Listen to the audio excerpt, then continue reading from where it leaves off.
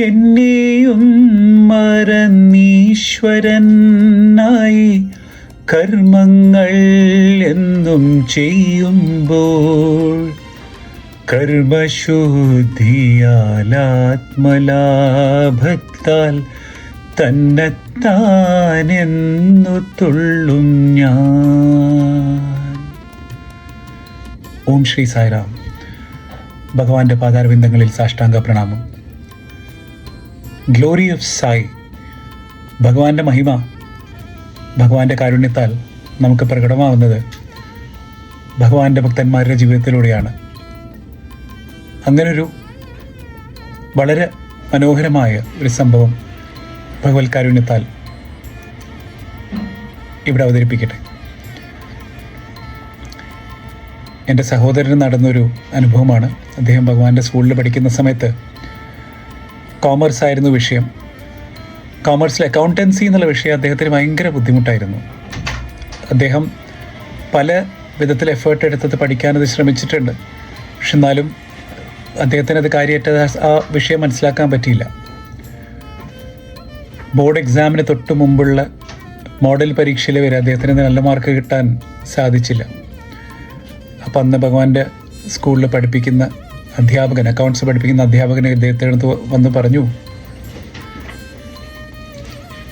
ഭഗവാന്റെ സ്കൂളിൽ എപ്പോഴും 100% റിസൾട്ടാണ്, നിന്നെ കാരണം ആ 100% റിസൾട്ടിന് ഒരു കോട്ടം വരരുത് എന്ന് പറയുകയുണ്ടായി.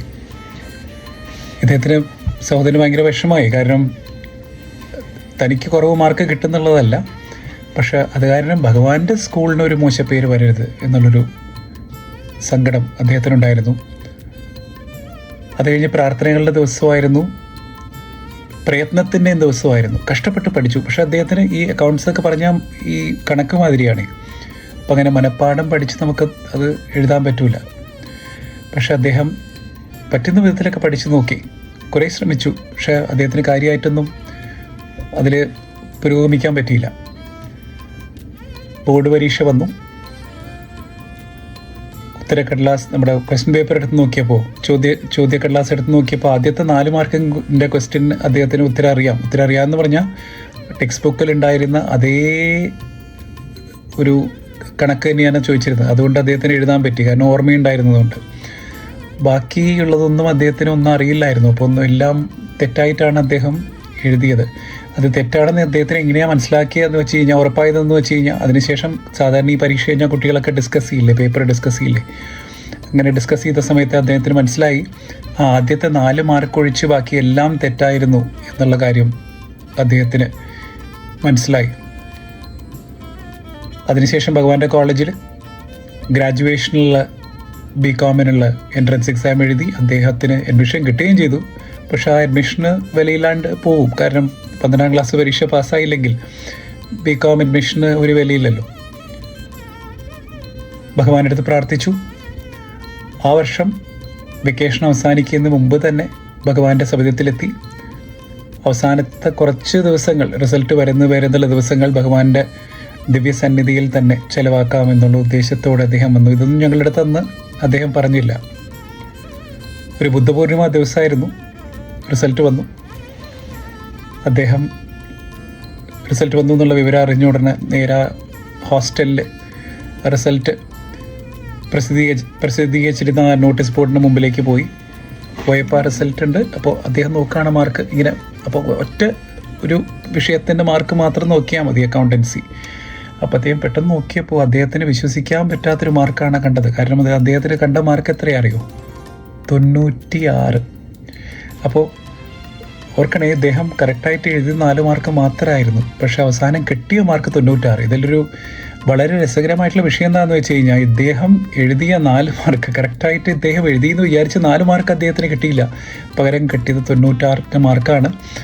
ആ വിഷയത്തിൽ ഏറ്റവും കൂടുതൽ മാർക്ക് ഇദ്ദേഹത്തിനായിരുന്നു. ഇന്ന് അതേ ഫീൽഡിൽ അദ്ദേഹത്തിന് ബുദ്ധിമുട്ടായിരുന്ന അക്കൗണ്ടൻസി അല്ലെങ്കിൽ ഫിനാൻസ് ഫീൽഡിൽ ഒരു നല്ല മെച്ചപ്പെട്ട ഉദ്യോഗത്തിൽ ഭഗവാന്റെ കാരുണ്യത്താൽ അദ്ദേഹം പ്രവർത്തിച്ചു വരികയാണ്. ഇതിൽ നിന്ന് ഞാൻ മനസ്സിലാക്കുന്ന ഒരു പൊരുൾ ഇതാണ്.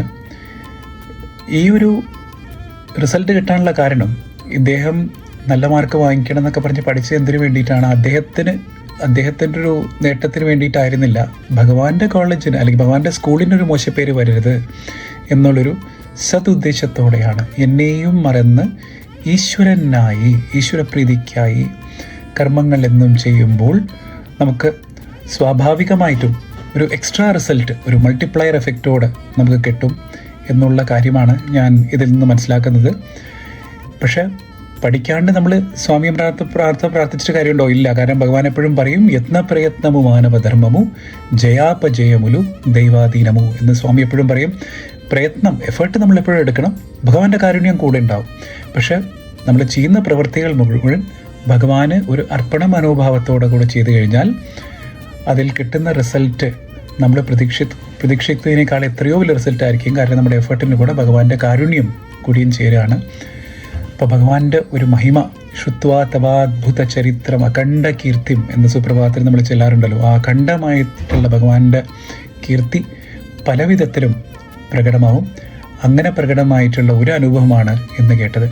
ഭഗവാന്റെ കാരുണ്യത്താൽ ഇങ്ങനെ കൂടുതൽ അനുഭവങ്ങൾ നമ്മൾക്ക് കേൾക്കാൻ പറ്റട്ടെ. ഈ അനുഭവങ്ങൾ നമ്മുടെ വിശ്വാസത്തിന് ഇനിയും കൂടുതൽ ഉറപ്പിക്കട്ടെ. നമ്മുടെ ജീവിതത്തിലും ഈ അനുഭവം നടക്കുന്നുണ്ട്, അത് തിരിച്ചറിയാൻ ഭഗവാന്റെ കാരുണ്യത്താൽ പറ്റട്ടെ. ജയ സായിറാം.